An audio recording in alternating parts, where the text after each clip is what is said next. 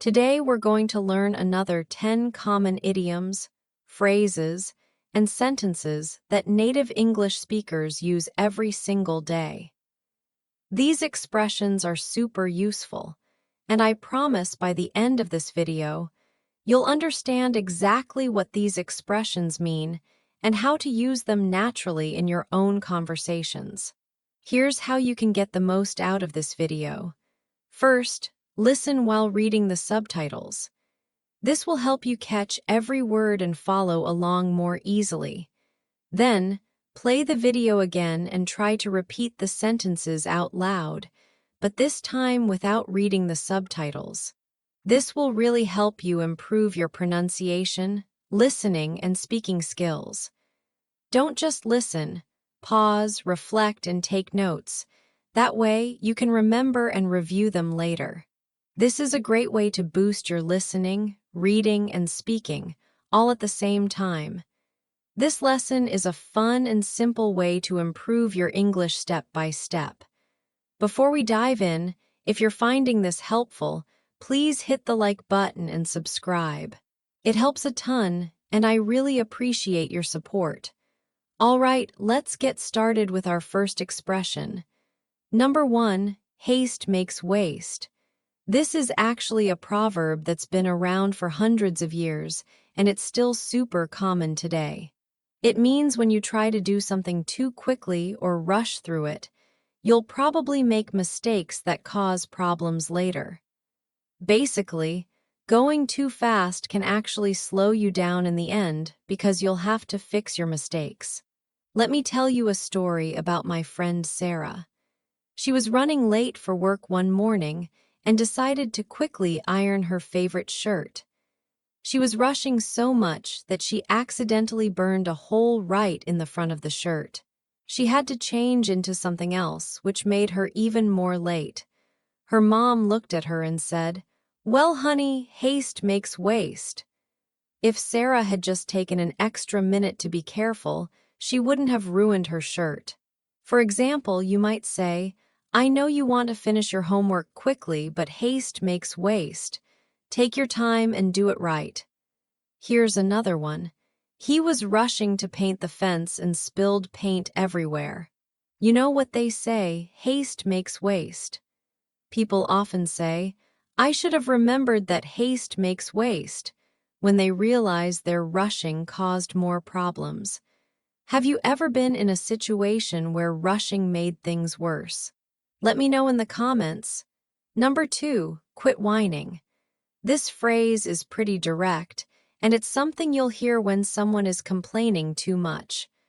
To whine means to complain in an annoying way, usually with a high-pitched voice like a child might do. When someone says, "Quit whining," they're telling the person to stop complaining and either do something about the problem or just accept it. I remember when my little brother was about 10 years old and we were on a family road trip. He kept complaining about everything. "I'm bored, I'm hot, I'm hungry, when are we going to get there?" After about an hour of this, my dad finally turned around and said, "Quit whining. We'll get there when we get there." It wasn't mean, but it was firm. My brother got the message and found something else to do.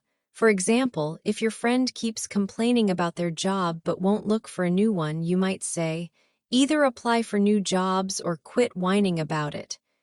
You might hear something like, "I know the weather is bad, but quit whining and just grab an umbrella." Let's take this one. She told her roommate to quit whining about the dishes and just wash them. This phrase is pretty casual and can sound a bit harsh, so be careful when you use it. It's usually used with people you know well.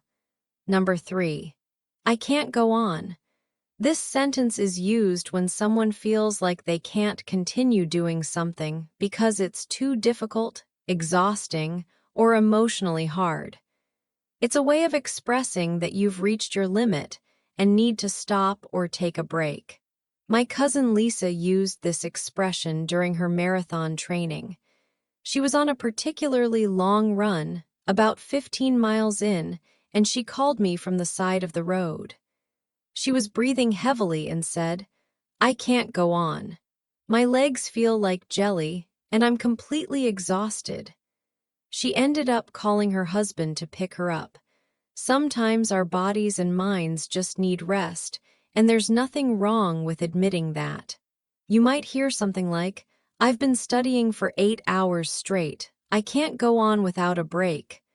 For example, someone might say, "This relationship is too toxic. I can't go on pretending everything is fine." Here's another one. After working 3 double shifts in a row, she said she couldn't go on without some sleep.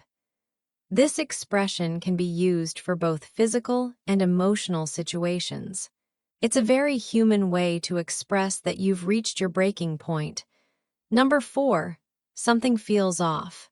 This phrase is used when you have a strange feeling that something isn't quite right, but you can't exactly put your finger on what it is. It's like having a gut feeling or intuition that something is wrong or different, even if you can't explain why. I'll never forget this one time I was walking to my car after work. Everything seemed normal, but something felt off. The parking lot was quieter than usual, and there was this weird tension in the air. I couldn't explain it, but I trusted my instincts and quickly got in my car. Later, I found out there had been a break-in at the building next door around that same time. Sometimes our subconscious picks up on things before our conscious mind does. People often say, "I went to the restaurant, but something felt off about the food, so I didn't eat it." Imagine this. She seemed happy during our conversation, but something felt off. Later, I found out she was going through a difficult divorce. You might hear something like, "Everything looked normal at the office, but something felt off, and then we found out our boss had been fired." Have you ever had that feeling where something just didn't feel right? Trust those instincts. They're usually trying to tell you something important. Number 5, down in the dumps. This idiom means feeling sad, depressed, or discouraged.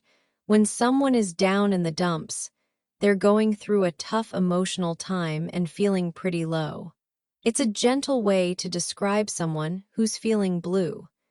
My neighbor Jenny was really down in the dumps last month after her dog passed away.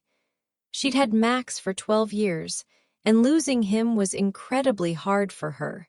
She barely left her house for a week and didn't want to talk to anyone. Her sister finally came over and said, "I know you're down in the dumps about Max, but he wouldn't want you to stop living your life." It was exactly what Jenny needed to hear, and slowly she started feeling better. For example, you might say, "Ever since he lost his job, Tom has been down in the dumps." Let's take this one. She's been down in the dumps since her boyfriend moved to another city. You might hear something like, "I was feeling down in the dumps after failing my driving test, but my mom cheered me up with ice cream." This idiom is really useful because it's a kind way to acknowledge someone's sadness without being too heavy or clinical. It shows you understand they're struggling. Number 6, I feel so empty. This sentence expresses a deep feeling of emotional emptiness or numbness. When someone says this, they usually mean they feel like something important is missing from their life, or they feel disconnected from their emotions and the world around them. It's often used during difficult times like after a loss, a breakup, or during depression. My friend Mark used this expression after his grandmother passed away. She had raised him after his parents died when he was young, so she was like a mother to him. At the funeral, he pulled me aside and said, "I feel so empty. It's like a huge part of me is just gone." He wasn't just sad, he felt completely hollow inside.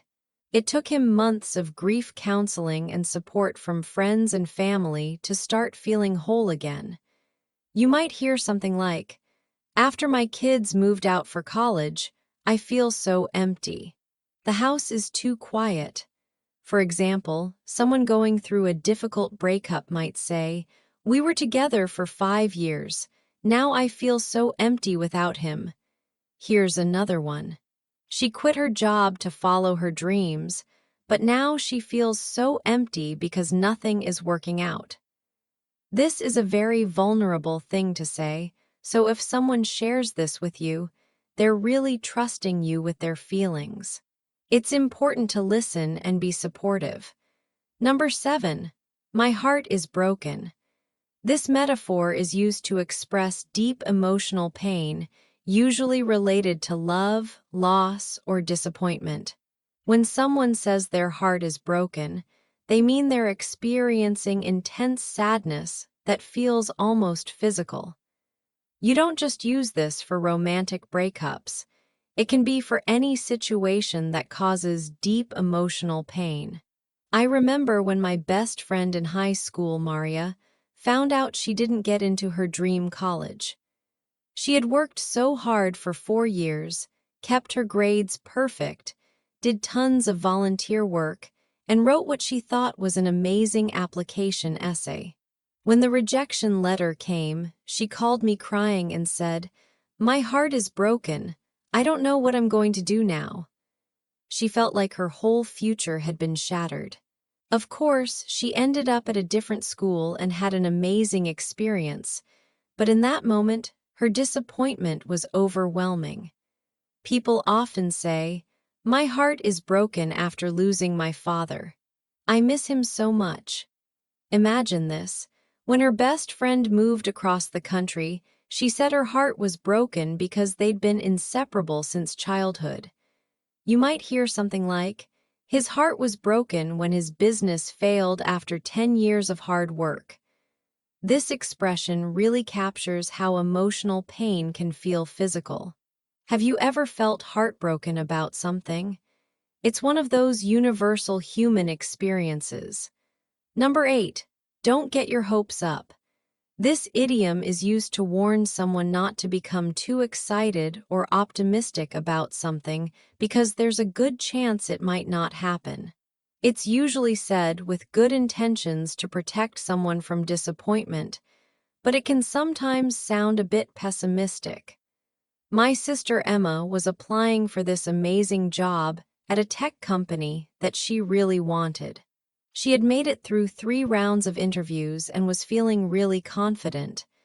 I was excited for her, but my mom kept saying, "Don't get your hopes up too much, sweetheart. There are probably lots of qualified candidates." Mom wasn't being mean. She just didn't want Emma to be crushed if she didn't get the job. Well, Emma did get the job, and she jokes now that she's glad she didn't listen to Mom's advice about not getting her hopes up.